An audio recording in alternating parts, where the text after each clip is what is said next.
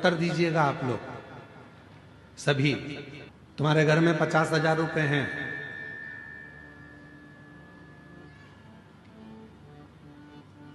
कोई बीमार पड़ गया घर के अंदर, हॉस्पिटल लेकर चले गए, इलाज चालू हो गया,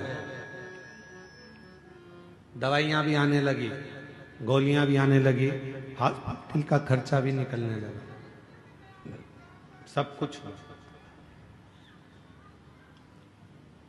अब डॉक्टर ने तुमसे कह दिया कि इसकी अंतिम सांसें चल रही है और इसके पास में अब समय नहीं है, और तुम डॉक्टर से कहो कि गुरु डॉक्टर साहब मेरे से 1 लाख रुपए ले लो, मेरे से 2 लाख रुपए ले लो, मेरे से 5 लाख रुपए ले लो, मेरे से 4 लाख रुपए ले लो, इसको ठीक कर दीजिए, इसको थोड़ा सही कर दीजिए, ऐसी कृपा कर दीजिए कि ये बिल्कुल ठीक हो जाए, ऐसा कुछ कर दो, मेरे से पैसे ले लो और इसको ठीक कर दो। भगवान भोलेनाथ कृपा करो, मेरे से 2 लाख रुपए ले लो, 5 लाख रुपए ले लो, परंतु इसको ठीक कर दो। अब उस जगह पर पैसा काम नहीं आएगा, उस जगह पर तुम्हारा धन काम नहीं आएगा। डॉक्टर कहेगा मेरा काम मैं कर रहा हूं, दवाइयां भी दे रहा हूं, इंजेक्शन भी लगा रहा हूं, बोतल भी चढ़ा रहा हूं, सारी तैयारी कर रहा हूं, पर यह पैसा अब यहां काम नहीं आ रहा। अब तो यहां क्या काम आएगा? तो शास्त्र कहता है धन कमाना सरल है, पैसा कमाना सरल है, किसी के यहां जाकर मेहनत करोगे 200-500 रुपए दे देगा, कोई दुकान पर काम करोगे 200-500 रुपए दे देगा, हमाली करोगे 200-500 रुपए मिल जाएगा। शिव महापुराण की कथा कहती है पैसा कमाना सरल है, पर पुण्य कमाना दुनिया का सबसे कठिन काम है। सबसे कठिन काम है पुण्य को कमाना। क्यों? अंतिम समय में, प्राण छूटने के समय में, हॉस्पिटल में, सब हॉस्पिटल के बाहर होंगे, बेटा बाहर, बहू बाहर, रिश्तेदार बाहर, नातेदार बाहर, भाई बाहर, बहन बाहर, बेटी बाहर, दामाद बाहर, बेटा बहू सब बाहर। हॉस्पिटल के अंदर जब मशीनें लगाई जाएगी, अकेले पलंग पर आईसीयू में पड़े होगे, वेंटिलेटर पर पड़े होगे, उस समय पर तुमने कितना पैसा कमाया वो वहां काम नहीं आएगा। उस समय पर अंतिम बिंदु में काम आएगा कि तुमने अपनी जिंदगी में पुण्य कितना कमाया, वो पुण्य तेरे सामने आकर खड़ा हो जाएगा और वो पुण्य तुझे श्वास देना प्रारंभ कर। पुण्य, पैसा कमाना कठिन नहीं है मेरी बहनों, मेरे जीजाओं, मेरी जीजियों, पैसा कमाना सरल है। यहाँ छत्तीसगढ़ का हमको नहीं मालूम, हमारे मध्य प्रदेश का मालूम है हमको। मध्य प्रदेश में हमारे यहाँ जो गरीबी रेखा के अंतर्गत आते हैं उनको गेहूं फ्री मिलता है, कम शुल्क में शक्कर मिलती है, कम शुल्क में, निःशुल्क, कम पैसे में, थोड़े बहुत पैसे में उनको गेहूं मिलता है, उनको शक्कर मिलती है, उनको तेल मिलता है। यहाँ मिलता है? अरे बोलो तो जम के, आवाज नहीं आई, और जम के बोलो। मिलता है। झोला लेके तुम सीधे दुकान पर पहुंच गई, जहां पर मिलता है वहां पहुंच गई, वो दे देगा क्या तुमको? जम के तो बोलो, नहीं देगा। क्या कहेगा? डायरी ला। वो कौन सा एक डायरी होती, पीली पीली है, परमिट, आधार कार्ड, राशन कार्ड। हाँ, परंतु राशन कार्ड भी पीला और लाल ऐसा कुछ चलता है कि वो उसी पे दवाई की व्यवस्था होती है, उसी पे फ्री में इसकी व्यवस्था होती है, ऐसे ही ना कुछ।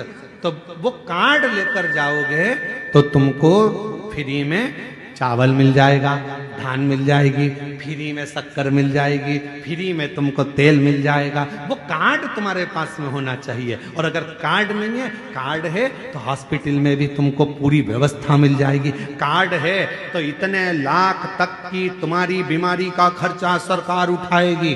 क्यों?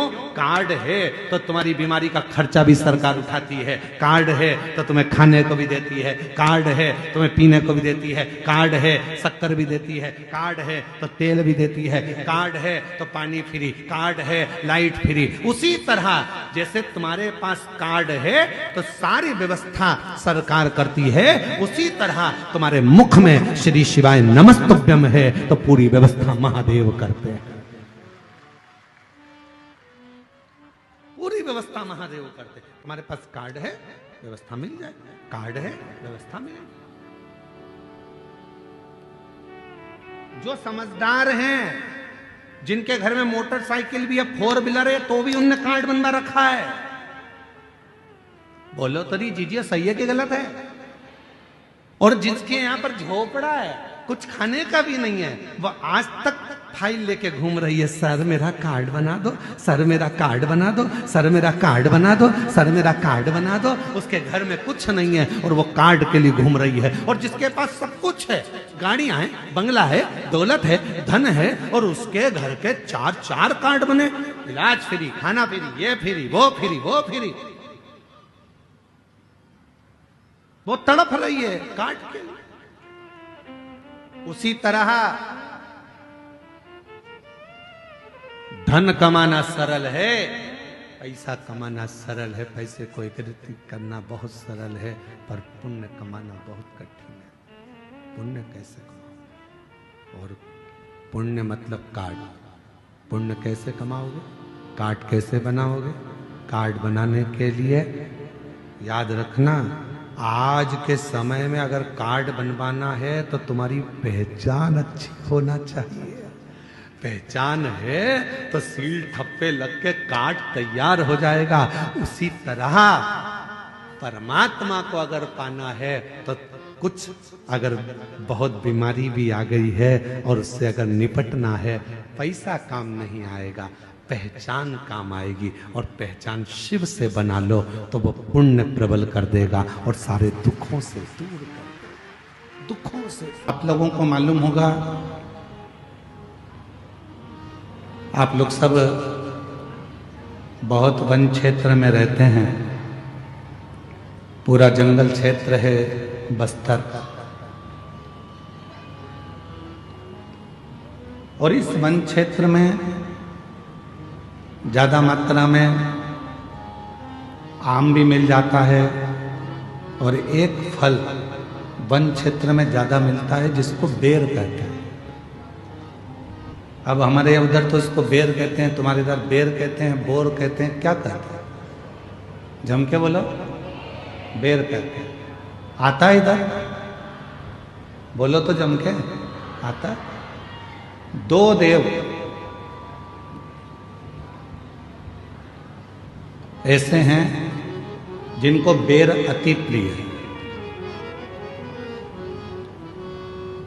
एक मेरे देवाधिदेव महादेव और दूसरे मेरे अयोध्या के श्री रामचंद्र भगवान, जिनको बेर की प्रियता है।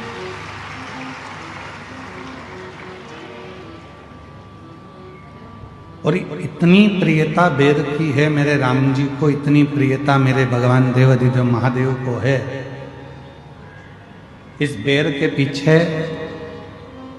मां जगत जननी ने एक बार भगवान शंकर से एक प्रश्न किया था, और आप लोगों को भी उस प्रश्न का उत्तर स्मरण में होना चाहिए।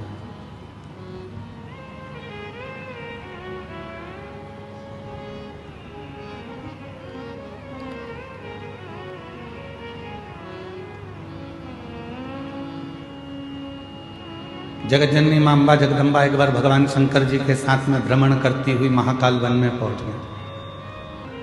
पार्वती मैया शिव जी के साथ में नंदी पर सवार होकर जब महाकाल वन में पहुंची और भ्रमण कर रही थी,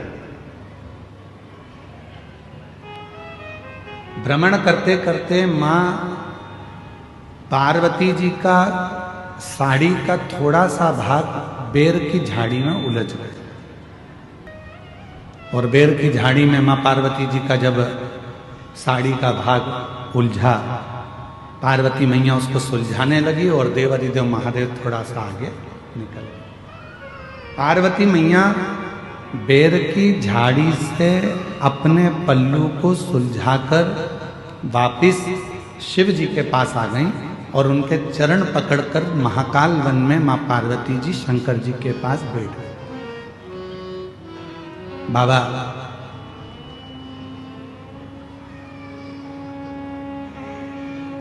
ये बेर की झाड़ी इतनी उलझी हुई है, ये बेर की झाड़ी इतनी उलझन उत्पन्न करती है, इतनी उलझी हुई है, इसमें इतने कांटे लगे हुए हैं, इतनी उलझन बनी हुई है, और फिर भी आपको बेर इतना प्रिय क्यों है? आपको ये बेर इतनी प्रियता क्यों है? आपको इस बेर की इतनी प्रियता क्यों? जब ये बेर की झाड़ी इतनी उलझी हुई है, इसमें कांटे इतने लगे हुए हैं, ये उलझन उत्पन्न करती है, इतनी उलझी हुई है, तो भी आपको बेर से इतना प्रेम क्यों है? शंकर भगवान ने उत्तर दिया, पार्वती, संसार जैसे बेर की झाड़ी उलझी हुई है, वैसे ही ये पूरा संसार सागर उलझा हुआ है, पर उस उलझे हुए संसार सागर में भी जैसे बेर पूरी झाड़ियों में उलझा रहता है, पर बेर उस झाड़ी में अपने आप को संभाल कर रखता है, और वो बेर एक दिन मेरे पास पहुंच जाता है। उसी तरह जिसने पूरे संसार में भ्रमण कर कर भी, संसार के लोगों के साथ रहने के बाद भी, संसार के जीवों में उलझने के बाद भी, जो अपनी आत्मा को परमात्मा में लगा कर रखता है, शिव कहते हैं वो बेर की तरह मुझे स्वीकार होता चला जाता है। आप सब तो छत्तीसगढ़ के रहनिवासी हो, राम जी के नाना जी के घर से हो, तो आप लोगों को तो मालूम होगा, मां शबरी अम्बा के दरवाजे पर जब भगवान श्री राम पहुंचे थे, तो मां शबरी अम्बा ने राम जी को क्या खाने को दिया था?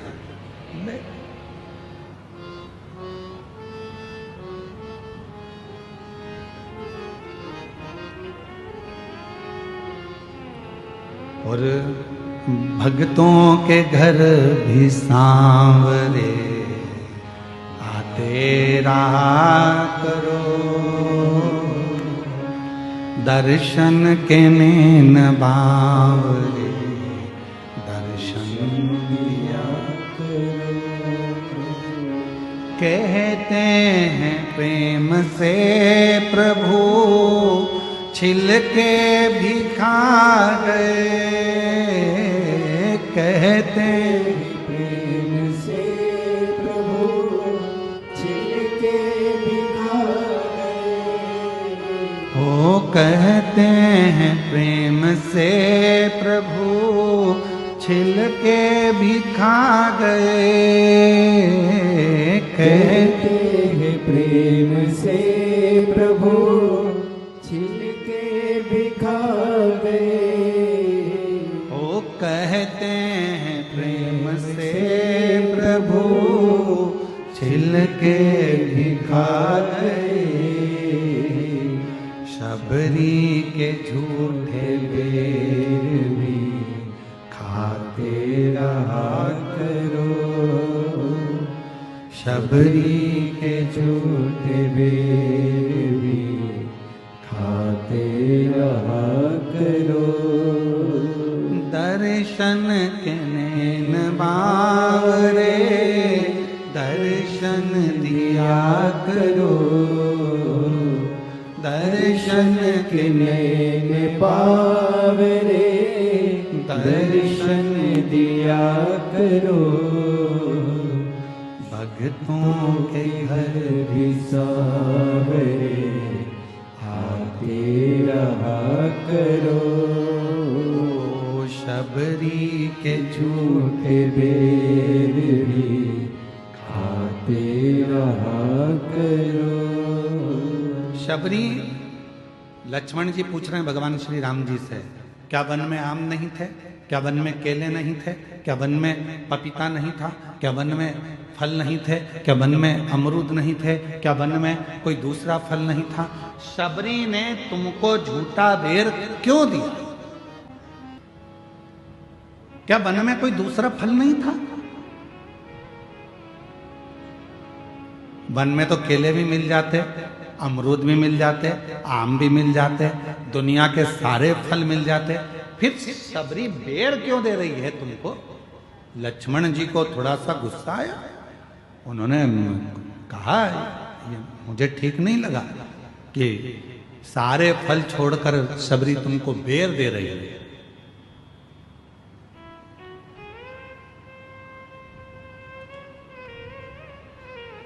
राम जी ने कहा लक्ष्मण तुम कभी नहीं समझ पाओ,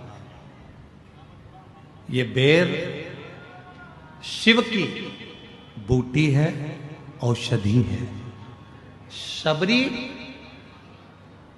लंका में चढ़ाई से पहले आपको और हमको बेर इसलिए खिलाना चाहती है, अगर ये वो कहते हैं ना कि ये कोरोना का इंजेक्शन पहले ही लग जाता तो आधे से ज़्यादा लोग बीमार ही नहीं पड़ते।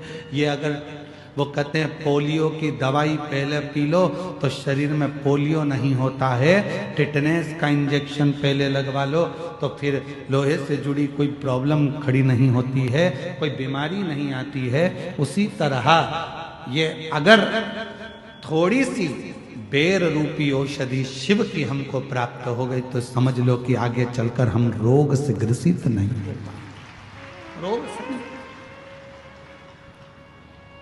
तो शबरी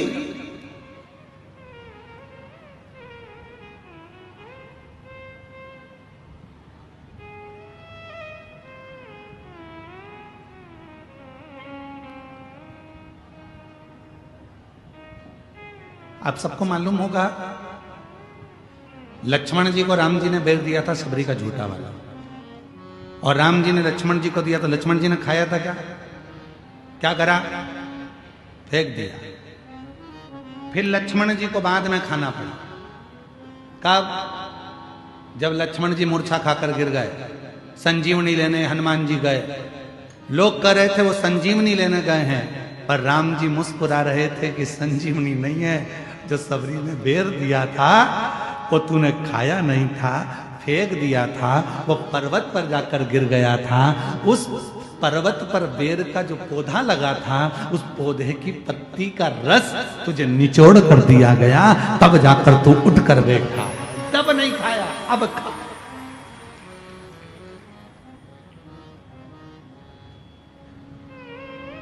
तो तब ग्रहण नहीं कर पाया, अब ग्रहण कर। तो लक्ष्मण जी कह रहे हैं प्रभु ये बेर ही क्यों दिया? केला दे देती, फल दे देती, आम दे देती, पपीता दे देती, सेब दे देती, अंगूर दे देती, कुछ भी दे देती, पर ये क्यों दिया बेर?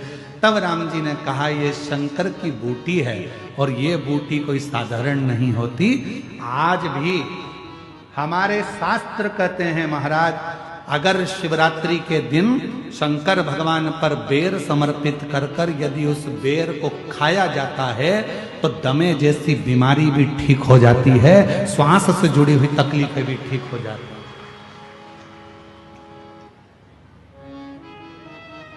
जिस व्यक्ति को चलने में हाँपड़ी भराती है, थोड़ी दूर चलकर बहुत तेज हाँपने लगता है, उसके दम भराने लगता है, सांस फूलने लगती है और उसको 10 जगह पर बैठना पड़ता है। किसी से बात करते करते उसको दम भरा जाती है, ठंड का समय है उसको दम भरा जाती है, सांस भरा जाती है, बोल नहीं पाता है, उसको बार बार उसके लंग्स इन्फेक्शन होने लगते हैं। उस व्यक्ति को शिवरात्रि के दिन शंकर भगवान पर एक बेर चढ़ाकर उस बेर को अवश्य खाना चाहिए।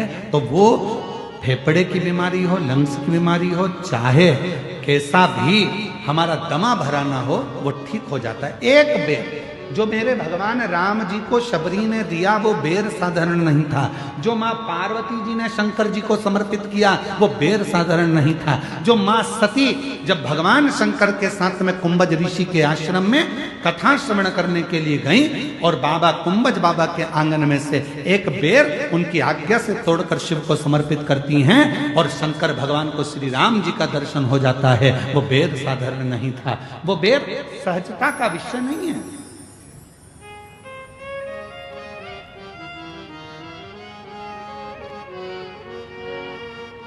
वो बेर साधारण नहीं है जिस बेर के पौधे के नीचे तुलसी बाबा को श्री हनुमान जी महाराज के साक्षीकरण हो जाता है। जिस बेर की झाड़ी में भगवान राम के हनुमान जी का दर्शन हो जाता है, वो बेर साधारण नहीं। और शबरी के झूठे बेर भी खाते रहा करो, दर्शन के बावरे दर्शन दिया करो। तो कभी कभी तो हमको लगता है कि शंकर भगवान, कभी कभी हमको लगता है भगवान श्री राम जी और मेरे भोलेनाथ जी, ये दोनों आदिवासी और वनवासियों से इतना प्यार करते हैं कि इनके बिना एक मिनट नहीं रह पाते, इसलिए इनका बेर उनको अति प्रिय लगता है, इसलिए उनको बेर की प्रिय।